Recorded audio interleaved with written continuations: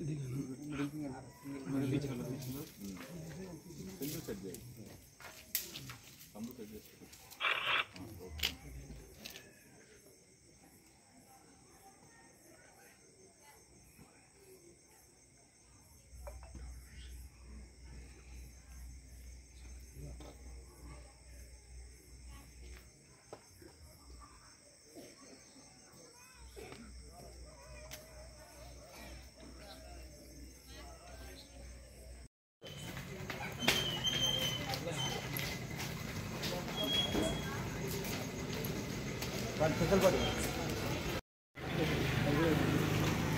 Total ఎన్ని bikes?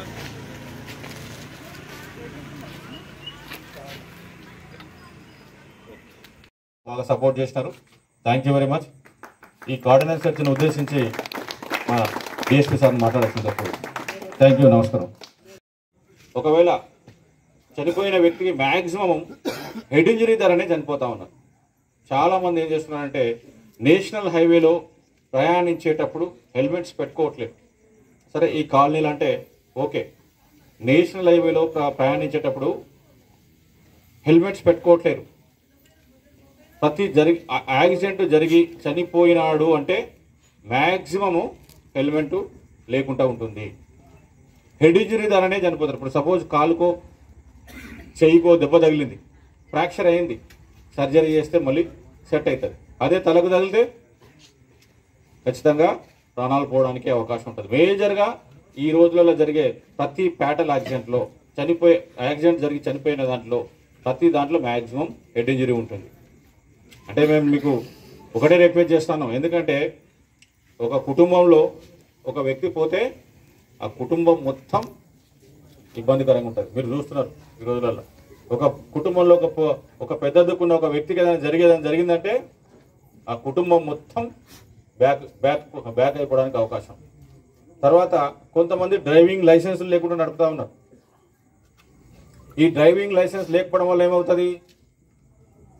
కొంతమంది insurance లేకపోవడం కూడా నడుపుతా ఉన్నారు. ఈ డ్రైవింగ్ లైసెన్స్ లేకపోవడం, ఇన్సూరెన్స్ లేకపోవడం, ఇట్లాంటిది ఏదైనా ఇన్సిడెంట్ జరిగినప్పుడు నీకు డ్రైవింగ్ లైసెన్స్ లేకపోతే, నీ వెహికల్కి ఇన్సూరెన్స్ లేకపోతే ఏమవుతుందంటే నీకు వచ్చే ₹1 కూడా రాదు. ఇన్సూరెన్స్ పెద్దగా ఎంతో కాస్ట్ కాదు. ఒక 2 వీలర్కి ఇన్సూరెన్స్ ఒక ₹2,000 కంటే ఎక్కువ ఉండదు. ఒక కార్ ఇన్సూరెన్స్ ఒక 5,000 కంటే ఎక్కువ ఉండదు. సో ప్రతి ఒక్కరు ఇన్సూరెన్స్ పెట్టుకోవాలి, ప్రతి ఒక్కరు డ్రైవింగ్ లైసెన్స్ తీసుకోవాలి. ఎందుకంటే ఏదైనా ఇన్సిడెంట్ జరిగింది, సపోజ్ మనమే కార్లో పోతున్నాము, ఏదైనా ఇన్సిడెంట్ జరిగింది, డ్రైవింగ్ లైసెన్స్ లేకపోతే నీ కార్లో ఉన్న వ్యక్తికి ఏదైనా జరిగిందనుకో ఆయనకు ఇన్సూరెన్స్ రాదు. అంతా ఈ కాలనీ వాళ్ళనా? ఇక్కడ వాళ్ళనా? ఓకే, పక్క నుంచి ఎవరైనా వచ్చినా ఎవరు వాళ్ళదా?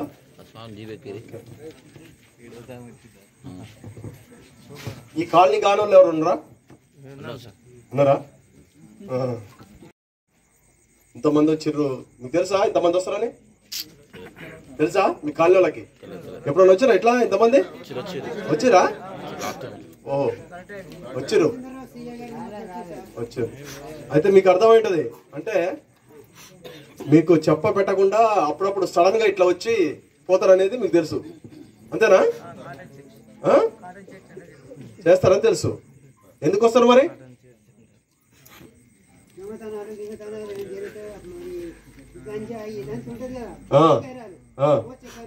ఓకే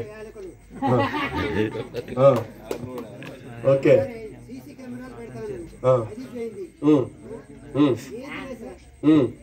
పెడదాం పెట్టిద్దాం.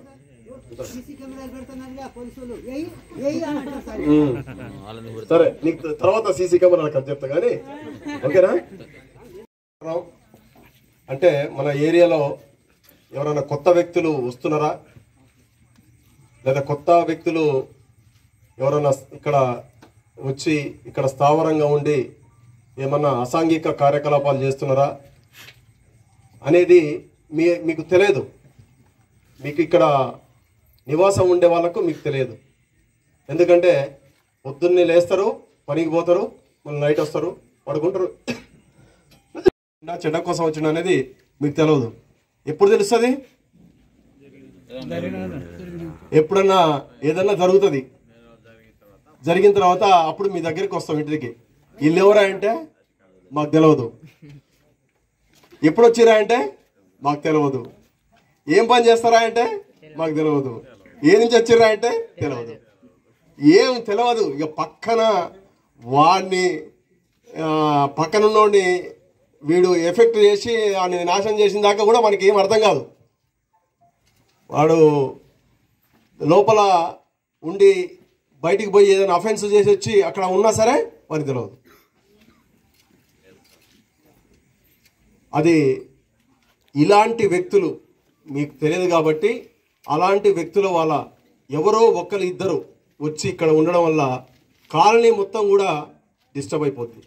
ఎందుకంటే రెగ్యులర్గా పనిచేసే వ్యక్తులు ఎవరైతే ఉన్నారో వాళ్లకు ఇబ్బంది అవుతుంది. వాళ్ళ ఈ బయట నుంచి వచ్చే వాళ్ళ వల్ల కాలనీకి చెడ్డ పేరు, ఇక్కడ ఉన్న వాళ్ళకు కూడా చెడ్డ పేరు వస్తుంది.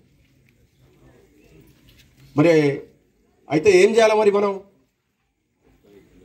ఏం చేయాలి? ఇలాంటి పరిస్థితి రావద్దంటే ఏం చేయాలి?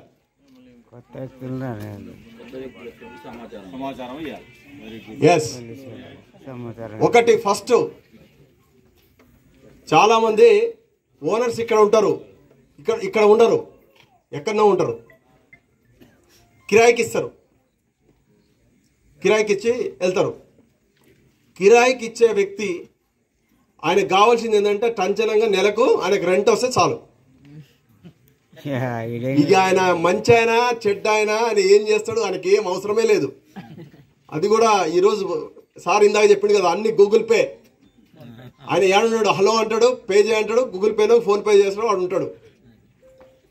అర్థమైందా? వాడి గురించి ఏం పట్టించుకోడు. వాడు పెద్ద పెద్ద నేరాలు చేసి దొరికిన దాకా మనకు తెలియదు. అప్పుడు ఏందా అంటే నూరెళ్ళ పెడతాడు. మరి దానికి ఏం చేయాలి? నీకు రెంట్తో పాటుగా కొన్ని భద్రతమైన చర్యలు చూడాలి. అంటే వచ్చిన వ్యక్తి ఎలాంటి వ్యక్తి, కనీసం ఆయన ఈ ప్రాంతానికి చెందినవాడా లేకపోతే వేరే ప్రాంతమా, వేరే రాష్ట్రమా,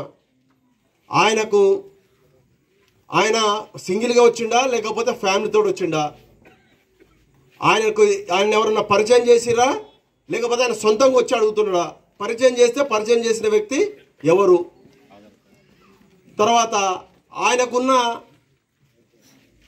ఐడి ప్రూఫ్స్ ఆయన దగ్గర ఏమున్నాయి, అంటే ఆయన ఆధార్ కార్డు ఉందా, ఆయనకు డ్రైవింగ్ లైసెన్స్ ఉందా, ఓ పాన్ కార్డు ఉందా, ఓటర్ ఐడి కార్డు ఉందా అనేది ఏదో ఒక ప్రూఫ్ అతన్ని అడగాల. మీరు అడుగుతారా? ఎవరన్నా కిరాయికి ఇచ్చిరా? ఇక్కడ ఎవరన్నా ఏమన్నలు కిరాయికి ఇచ్చిరా?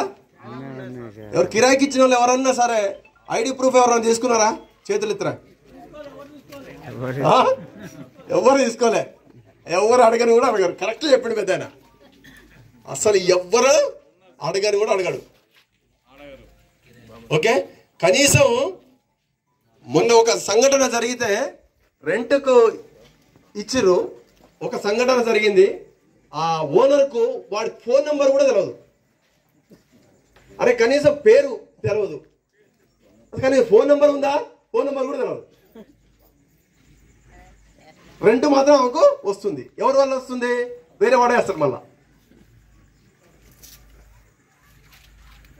అంటే ఖచ్చితంగా మీరు ఇది వెరిఫై చేసుకోవాలి. రెంట్కి ఇచ్చేటప్పుడు ఖచ్చితంగా చూసి మంచి వ్యక్తులా కాదా మీరు చూడాలి. చూసిన తర్వాత మీకు అంత పరిశీలన చేసిన తర్వాత కూడా డౌట్ అనిపిస్తే, ఇందాక సార్ చెప్పిండు డయల్ 100కు డయల్ చేసి, అయ్యా మా దగ్గరకు వచ్చిర్రు, రెంట్కి వచ్చిర్రు, ఏదో అనుమానంగా ఉందని చెప్పేసి ఒక ఫోన్ చేస్తే 5 నిమిషాలు మీ దగ్గర పోలీసు వస్తుంది.